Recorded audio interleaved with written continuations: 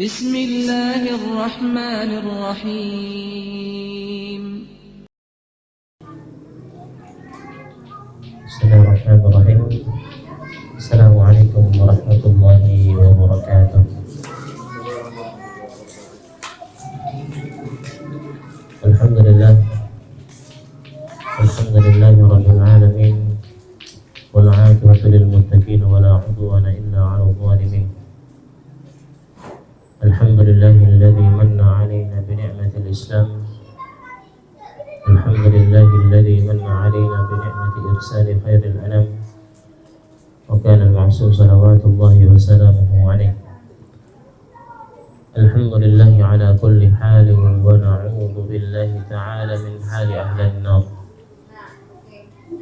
Alhamdulillahi wa kafa wa salatu wassalamu ala nabiyyina Mustafa wa ala alihi al-mujtaba. Asyhadu an la ilaha illallah wahdahu la syarika lah wa asyhadu anna Muhammadan 'abduhu wa rasuluh sallallahu alaihi wa ala alihi wa sahbihi wa sallama tasliman mazidan.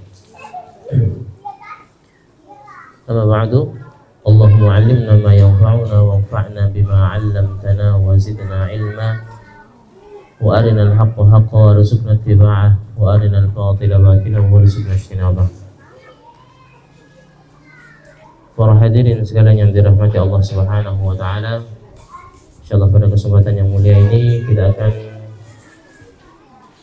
meneruskan kajian kita, yaitu pertemuan kedua pada pembahasan kitab fikih yang berjudul Al-Wajiz.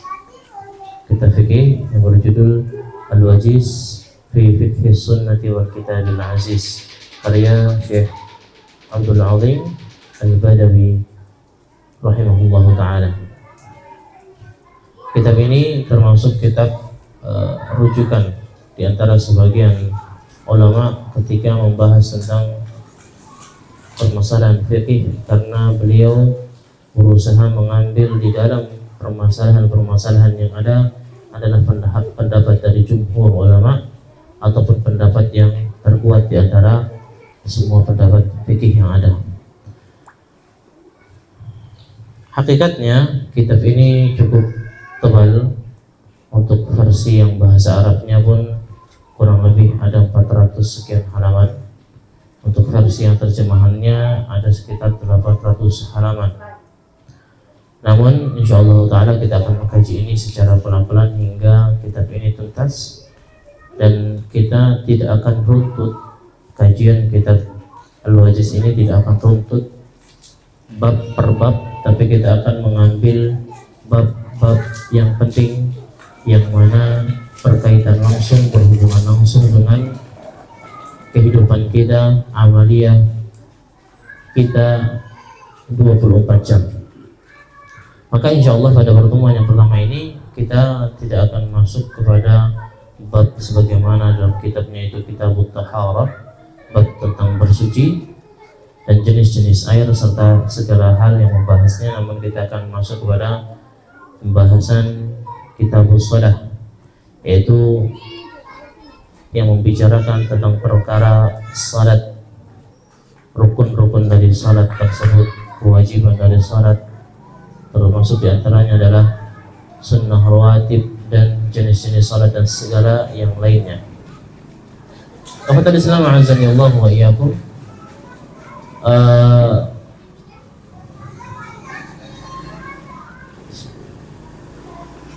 Namun sebelum kita masuk ke dalam pembahasan kitab Al-Wajiz ini, saya sudah mengirim di grup Majelis Ta'lim Tunas Ilmu ada kitab PDF-nya. Yang menginginkan untuk memiliki bukunya itu bisa dicari di online shop. Harganya kurang lebih mungkin 200 sampai 300 ribu. Namun ini termasuk hitungan investasi yang sangat besar, karena dengan nilai yang segitu kita bisa mempelajari agama ini segala aspeknya, dari masalah masuk dan keluarnya kita dari kamar mandi sampai perkara jihad. Dan di dalam kitab ini di bab paling terakhir juga dibahas tentang masalah perbudakan, hukum-hukum dari perbudakan dan bagaimana hak kepemilikan perbudakan dan yang lain sebagainya. Walaupun sejatinya hukum ini sudah terhapuskan, hukum ini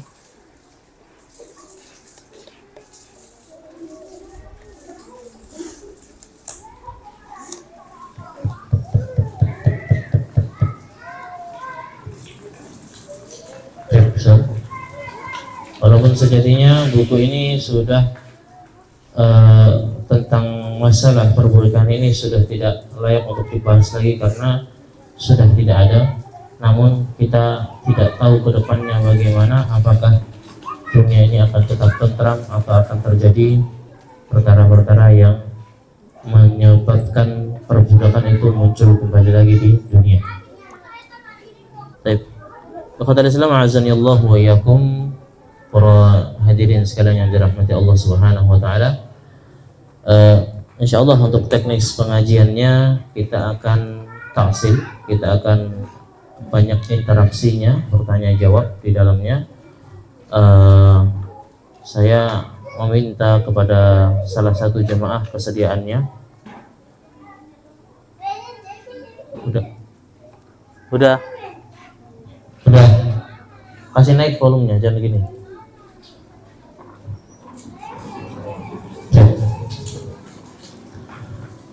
Cukup.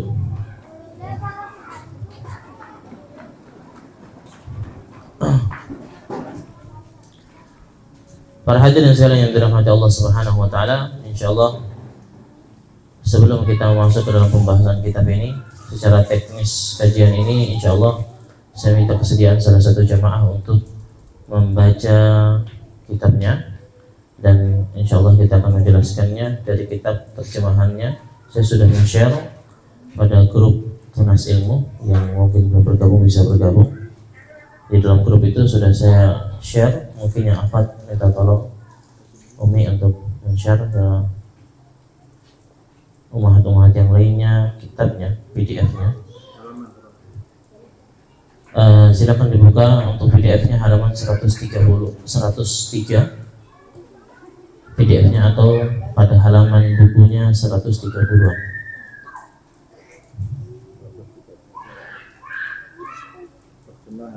Ya, yang terjemahan.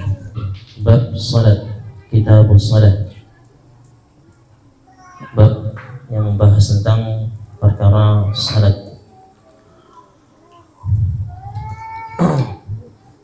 Sementara kita menggunakan kitab PDF-nya terlebih dahulu.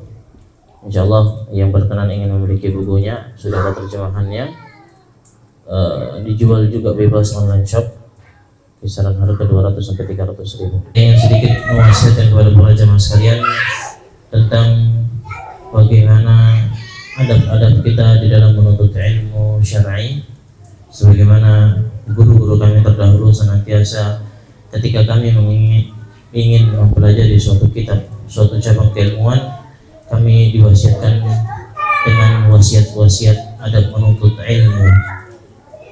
Maka pada Islam azanillahu wa iyyakum, yang pertama yang perlu kita ketahui bersama sebelum kita menuntut ilmu syar'i, sebagaimana yang dijelaskan oleh Syekh As-Salih Al-Utsaimin hafizahullah taala, guru kami pengajar di Masjid Nabawi, bahwasanya di dalam menuntut ilmu pertama kali yang perlu kita persiapkan adalah wadah dari ilmu tersebut.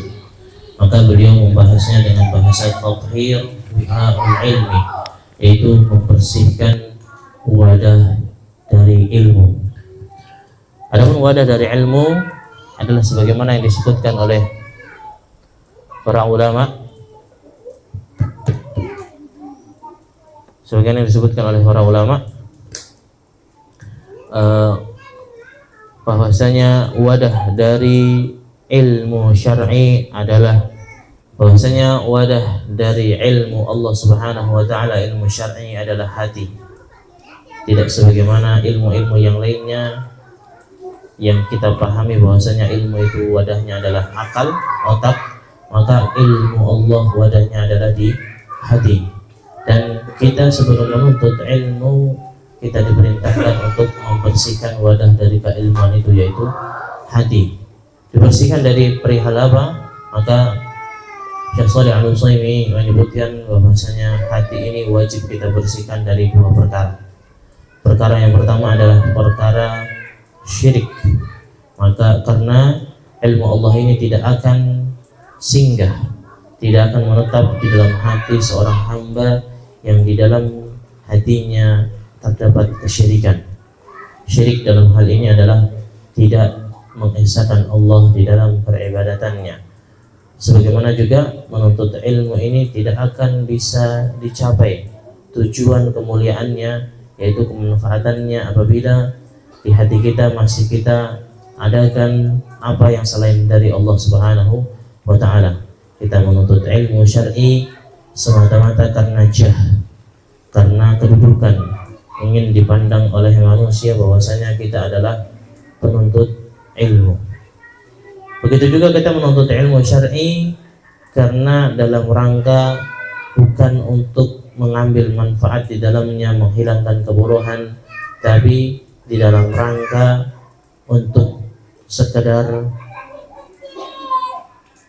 apa bahasanya Pak?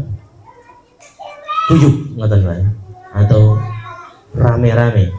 Yang penting rame. Maka yang seperti ini, keberkahan dari ilmu yang bermanfaat tidak akan ia capai.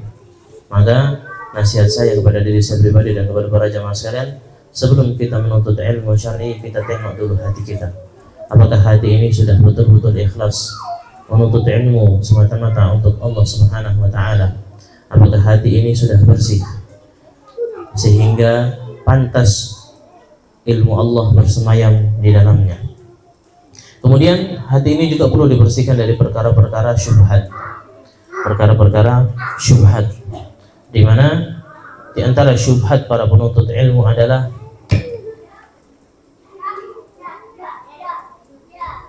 mereka terkacaukan dengan pemahaman yang ada, yang lurus.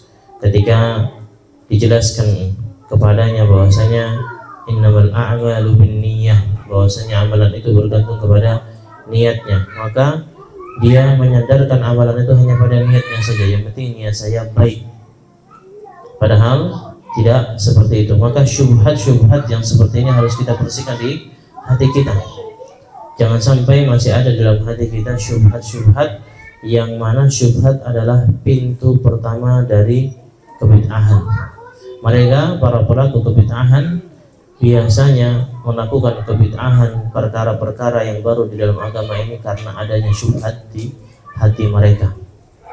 Tidaknya tulus di dalam menuntut ilmu syar'i, adanya penyakit di dalam hatinya, ini penyebab kemudian seorang penuntut ilmu gagal di dalam mencapai apa yang diinginkannya. Kemudian para ulama juga menasihati di dalam menuntut ilmu, hendaknya ia niatkan untuk mengangkat kebodohan pada dirinya sendiri. Hendaknya untuk diniatkan hatinya menuntut ilmu ini menghilangkan kebodohan yang ada di dalam dirinya sendiri, sehingga ketika kebodohan ini, jahiliyah ini lepas dari hati kita, maka akan muncul setelahnya hakikat ubudiyah yang sejati.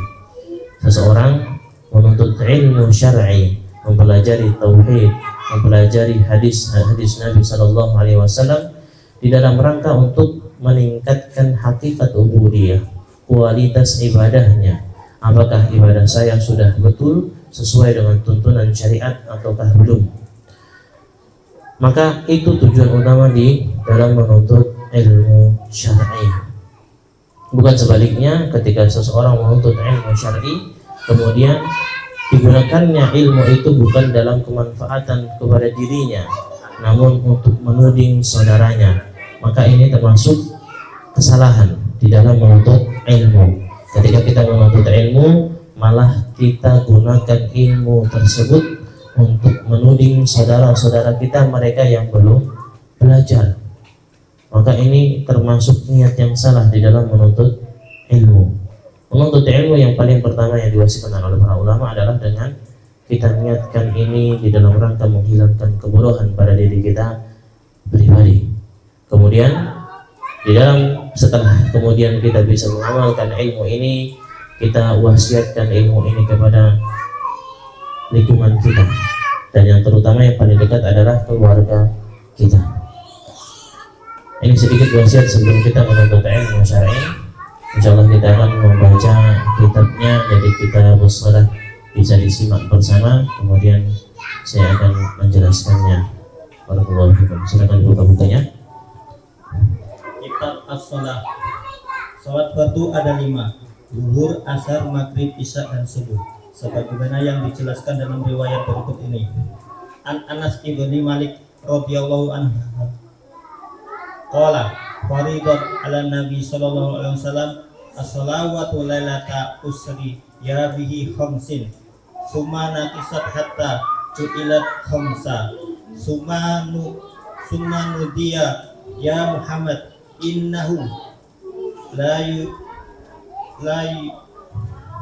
la uyabattalu qawlu ladaya wa inna laka bihadihil khamsin.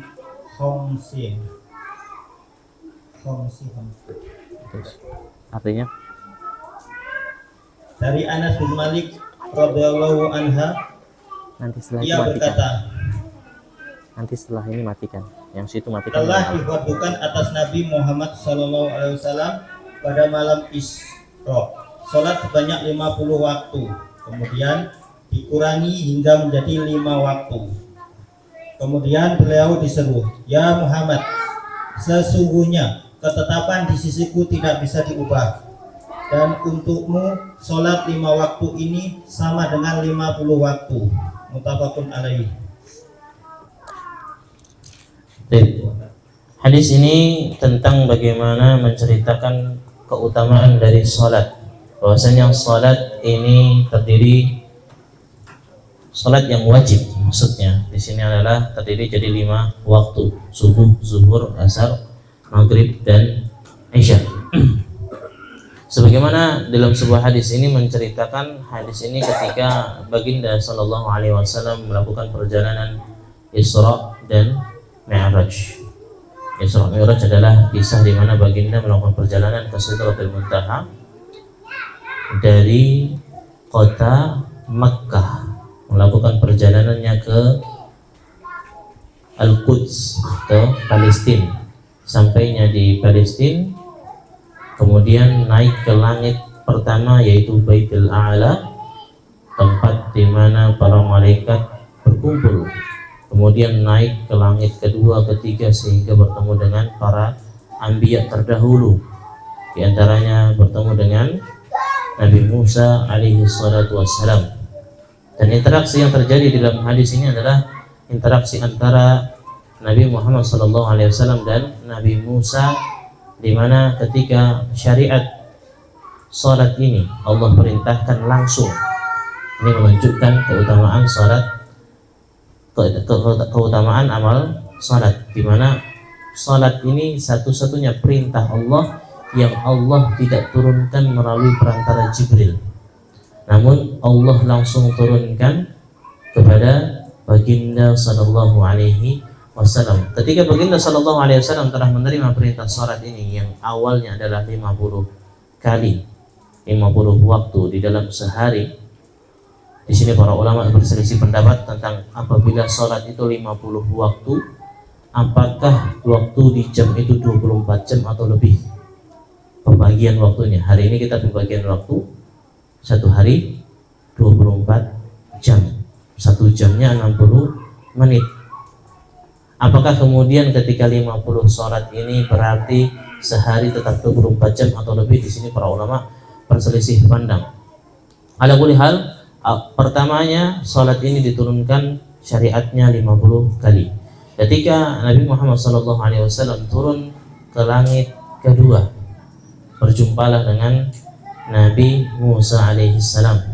Disitulah kemudian Nabi Musa alaihissalam menegurnya, apakah tidak keberatan umatmu dengan syariat ini? Umatku dahulu dibebankan syariat dengan cuma 7 suhuf, 7 lembar halaman perintah ibadah. Itu pun mereka masih berbuat kesyirikan.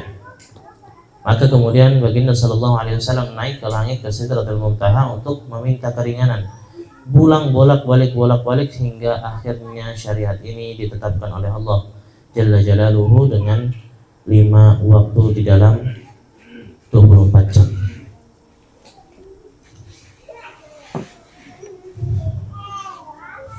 Dikatakan dalam hadis ini, furidat alaihi ala Nabi sallallahu alaihi wasallam as-salawatu lailata usra bihi 50. Di malam Isra Mi'raj, Nabi diperintahkan, diwajibkan untuk mendirikan salat 50 kali di dalam satu hari. Tsumma nuqisat hatta ju'ilat khamsan. Kemudian dikurangi sampai jadilah 5 waktu saja. Tsumma nudiya ya Muhammad innahu la yubaddala al-qawla ladayya wa inna laka bi hadhihi al-khamsa wa khamsin. Allah Subhanahu wa taala berseru kepada Nabi Muhammad, wahai Muhammad, sesungguhnya ketetapan ini ada di sisiku, ia tidak akan berubah-ubah, dan untukmu dan umatmu, maksudnya innalaka, untukmu dan umatmu bihadil khamsa wa khamsin, bagi umatmu dan untukmu 5 waktu ini yang senilai dengan 50 waktu. Kita mengerjakan sholat 5 kali di dalam sehari, ini senilai dengan 50 sholat. Barakallahu fikum. Silakan dibantu baca. Langsung terjemahannya aja. Terjemahannya aja. Dari Tolha bin Ubaidillah radhiyallahu anha bahwa ada orang Arab Badui datang kepada Rasulullah SAW dengan rambut yang tidak tersisir seraya berkata, ya Rasulullah, beritahukan kepadaku salat yang Allah fardukan kepadaku. Jawab beliau, salat yang 5 waktu, kecuali kalau engkau mau salat tadhawwu, salat sunnah. Muttafaqun alaih.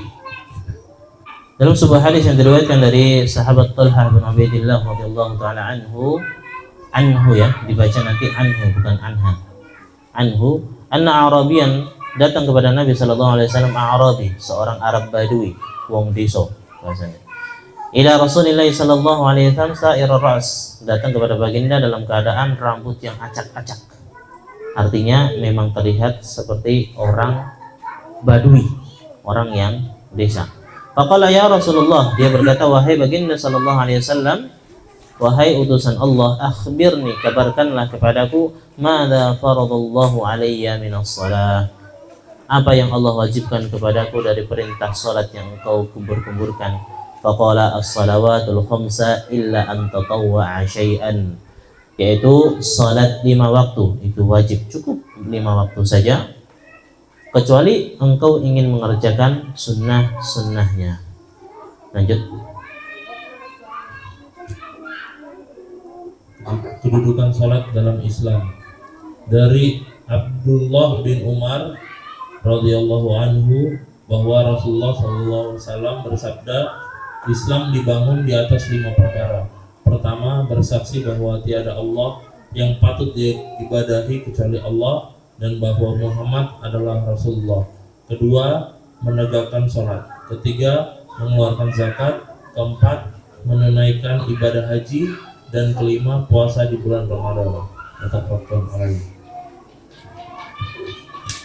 Baik, hadis ini menerangkan kepada kita bahwasanya pentingnya sholat 5 waktu. Cek. Hadis ini menerangkan bahwasanya pentingnya sholat 5 waktu, di mana baginda sallallahu alaihi wasallam menjadikan sholat ini seperti bangunan, di mana Islam itu dibangun dengan 5 tiang utama, sebagaimana yang telah kami jelaskan sebelum-sebelumnya pada kajian-kajian sebelumnya. Kedudukan sholat ini sangat penting. Nanti kita akan bacakan hadis-hadisnya di mana sholat ini penentu keimanan seseorang. Bahkan sebagian ulama mengatakan batasan keislaman seseorang dan kekafiran adalah dengan salat, di mana salat ini baginda sallallahu alaihi wasallam menjadikan menjadi tiang yang kedua setelah syahadat, menunjukkan pentingnya salat 5 waktu. Hukum orang yang meninggalkan salat. Dari Jabir radhiyallahu anhu bahwa Rasulullah sallallahu alaihi wasallam bersabda, sesungguhnya batasan antara seorang antara seseorang dengan kemusyrikan dan kekufuran adalah meninggalkan sholat. Baik, hukum mereka orang-orang yang meninggalkan sholat, ini perlu saya tekankan lagi bahwasanya kita berbicara tentang hukum perbuatan, bukan hukum orangnya. Karena yang berhak menghakimi, menghukumi orang adalah mereka yang ulama Rabbani dan bukan kita para penuntut ilmu. Ini berbicara tentang hukum perbuatan orang-orang yang meninggalkan salat. Di sini para ulama berselisih pandang tentang hukum mereka yang meninggalkan salat. Maka Syekh Abdul Azim Al-Badawi rahimahullah ta'ala di awal sebelum membahas tentang hadis ini, beliau mengatakan bahwasanya seluruh kaum muslimin sepakat bahwasanya siapa mereka yang menentang kewajiban sholat. Ada orang mengatakan bahwasanya sholat itu tidak wajib, mengatakan menentang kefarduan, kewajiban dari sholat ini, maka ia telah kafir. Dan ini ijma' para ulama. Namun berbeda pandang ketika mereka masih meyakini kewajiban dari sholatnya. Seseorang yakin bahwasanya perintah sholat ini perintah yang wajib dari Allah, tapi dia malas mengerjakannya. Dia ada penyakit nifak di dalam hatinya. Maka yang seperti ini berselisih pandang para ulama bagaimana hukumnya. Adapun mereka yang menentang kewajibannya, sudah menolak kewajiban sholat, sholat itu tidak wajib, itu cuma sunnah. Bahkan belakangan ini cukup viral sebagian tokoh yang menganggap bahwasanya sholat itu bukan yang engkau dirikan di dalam masjid. Sholat itu adalah hakikat penerapannya di luar masjid. Maksudnya bagaimana? Mereka kemudian mengibaratkan dengan bahasanya yang bagus. Mereka mengatakan engkau ruku di luar masjid untuk menjulurkan tanganmu membantu saudara-saudaranya yang terjatuh. Engkau sujud di hadapan orang tuamu. Mereka menggunakan bahasa-bahasa yang bagus seolah-olah sholat itu hakikatnya apa yang engkau terapkan di luar masjid. Mereka ingin mengatakan bahwasanya apa yang engkau dirikan capek-capek di masjid itu tidak penting. Kalau engkau keluar, engkau tidak bisa mengamalkan hikmah dari sholat. Maka ini bentuk dari penentangan kewajiban sholat. Kita bisa saksikan baginda Sallallahu Alaihi Wasallam adalah orang yang paling bagus akhlaknya. Baginda Sallallahu Alaihi Wasallam dan para sahabatnya, mereka orang yang paling tidak pernah tega melihat saudaranya kelaparan. Pun mereka adalah orang yang mengerjakan sholat 5 waktu di masjid. Pun mereka adalah orang yang sholat malamnya sampai menyebabkan kaki mereka bengkak. Ini pentakwilan yang keliru dengan mengatakan hakikat sholat yang sejatinya adalah dengan ketika engkau keluar, engkau mau ruku, membantu menjulurkan tanganmu, membantu saudaramu yang kesusahan. Ini seolah-olah ingin mengatakan bahwasanya enggak guna kamu sholat 5 waktu rajin di masjid, tapi di luar akhlakmu bejat. Tidak. Mereka yang sholat 5 waktunya terjaga pun masih ada yang bejat. Bagaimana dengan mereka yang bahkan tidak pernah menghiraukan seruan Allah? Allah Subhanahu wa taala mengatakan inna sholata tanha 'anil fahsya'i wal munkar. Sesungguhnya salat ini bisa menghalangimu dari perbuatan keji dan perbuatan kemungkaran. Dengan salat seseorang insya Allah akan bantu dia untuk meninggalkan perkara-perkara yang mungkar. Itu pun masih ada yang akhlaknya tidak bagus. Bagaimana mereka yang meninggalkan sholat 5 waktu? Baik, saya bacakan cepat, tidak karena sudah waktu sudah menunjukkan waktu isya. Hukum orang yang meninggalkan salat ini ketika dia masih meyakini bahwasannya wajib salat itu, namun dia mungkin terhalangi dengan malasnya, dengan capeknya, letihnya dan yang lainnya, maka di sini para ulama berkhilaf pandang. Di antaranya ada yang mengatakan bahwasanya tetap kafir apabila meninggalkan sholat lebih dari 2 kali dengan sengaja. Ada sebagian ulama lagi yang mengatakan jika yang ditinggalkannya adalah sholat Jumat 2 kali dengan sengaja, maka ini kafir. Sebagian ulama yang lainnya mengatakan tidak sampai ke derajat kafir, tapi ada di hatinya syirik asghar, yaitu menuhankan hawa nafsu ketimbang Allah.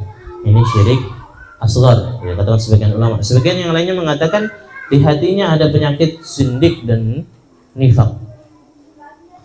Ini pendapat-pendapat ulama, dan tidak ada yang mengatakan lebih ringan daripada itu. Yang paling berat adalah mereka kufur. Sebagaimana yang disebutkan dalam hadis yang diriwayatkan oleh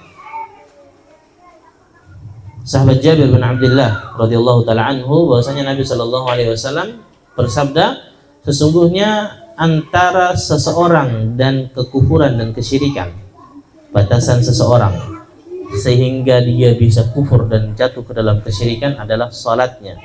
Faman taraka baina syirki wal kufri tarkus shalah, mereka meninggalkan salat. Dalam hadis yang lainnya diriwayatkan dari sahabat Buraidah radhiyallahu taala anhu, sami'tu Rasulullah sallallahu alaihi wasallam, aku mendengar baginda sallallahu alaihi wasallam yaqulu, pernah bersabda, al-ahdu, pada sebuah riwayat yang lainnya al-wa'du, al-ahdu alladhi bainana wa bainahum as-salah faman tarakaha faqad kafar. Perjanjian yang aku buat antara aku dan hambaku dan antara mereka adalah salat. Faman tarakaha, mereka yang meninggalkan salat ini dengan sengaja, faqad kafar, maka mereka telah kafir. Namun pada pembahasan ini kita peringatkan bahwasanya ini adalah hukum perbuatan, bukan hukum pelaku perbuatan. Jangan kemudian ketika kita melihat saudara kita ini kayaknya dari tadi duduk di situ terus, nggak pindah-pindah, duduk di depan warung, tidak pindah-pindah posisi sambil megang kopi, padahal waktu sholat telah berlalu. Kemudian kita memanggilnya ya kafir, wahai orang kafir. Ini salah kaprah.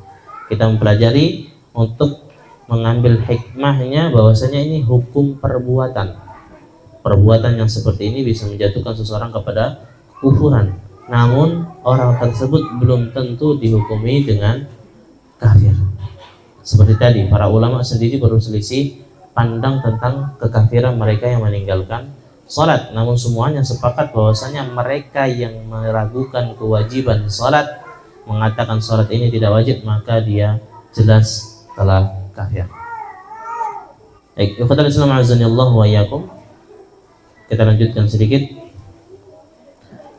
Akan tetapi yang rajih, ini pendapat jumhur ulama, dinukilkan oleh Syekh Abdul Azim Al-Badawi. Adapun yang rajih, pendapat yang rajih tentang mereka yang meninggalkan salat dengan sengaja tapi di dalam hatinya masih meyakini bahwasanya salat ini wajib, adalah yang mengatakan bahwasannya yang dimaksudkan kufur pada hadis-hadis sebelumnya ini adalah kufrun asghar, yaitu kufur yang kecil yang tidak mengeluarkan pelakunya dari millata Islam, yang tidak mengeluarkan pelakunya dari agama Islam, sebagaimana jalan ini kompromi antara hadis-hadis yang lainnya, di mana ada hadis-hadis yang lainnya yang mengatakan bahwasanya mereka tidak sampai ke dalam tingkat kekufuran, mereka hanya kufur kecil.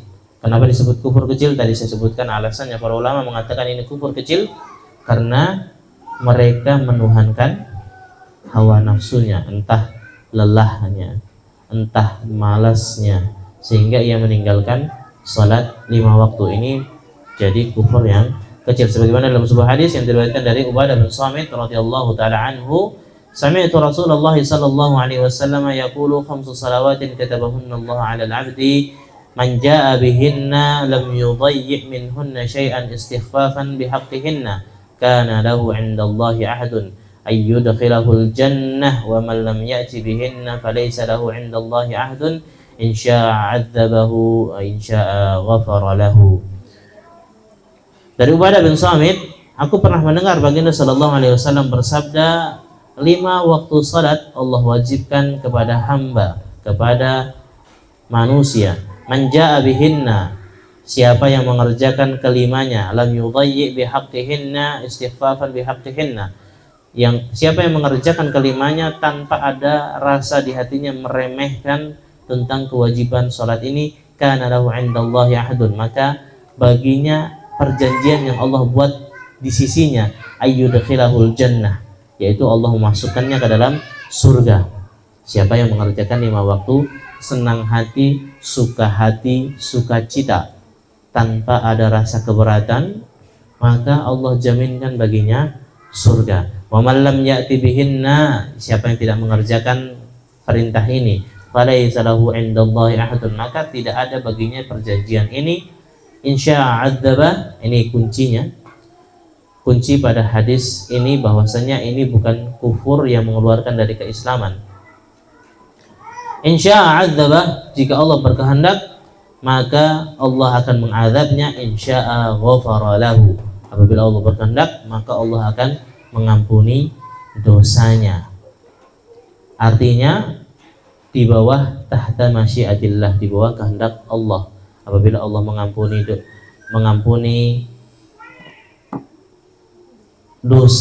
dosanya meninggalkan sholat, mungkin karena perbuatan amal soleh yang lainnya, sebagaimana dalam sebuah hadis yang diriwayatkan dari Imam Bukhari tentang seorang pezina yang kemudian memberi makan anjing yang kehausan. Ada keikhlasan yang begitu tulus dari perbuatannya yang menyebabkan amal soleh yang kecil ini bisa menghapus dosa-dosanya yang besar. Artinya meninggalkan sholat ini jatuhnya ke dalam kufur asghar, yaitu minal kabair, dosa-dosa yang besar, tapi tidak sampai ke dalam kekufuran atau kesyirikan, sebagaimana dilanjutkan oleh Syekh Abdul Adim Al-Badawi di bawahnya firman Allah Subhanahu wa taala yang menekankan bahwasannya dosa meninggalkan salat ini masih diampuni oleh Allah, adalah firman Allah, innallaha la yaghfiru ay yushraka bihi wa yaghfiru ma duna dzalika liman yasha. Sesungguhnya Allah yaghfiru, innallaha la yaghfiru, Allah tidak mengampuni dosa mereka yang menyekutukan Allah dengan Tuhan yang lainnya. Wa yaghfiru ma duna dzalika liman yasha, dan Allah mengampuni dosa-dosa selain dosa kesyirikan jika saja Allah kehendaki atas rahmat Allah yang begitu luas. Sallallahu ala nabiyyina Muhammadin wa ala alihi wa sahbihi wasallam. Wa akhiru da'wana alhamdulillahi rabbil alamin. Tidak ada pertanyaan lagi ya? Cukup ya? Kita cukupkan dengan doa kafaratul majlis. Assalamualaikum warahmatullahi wabarakatuh.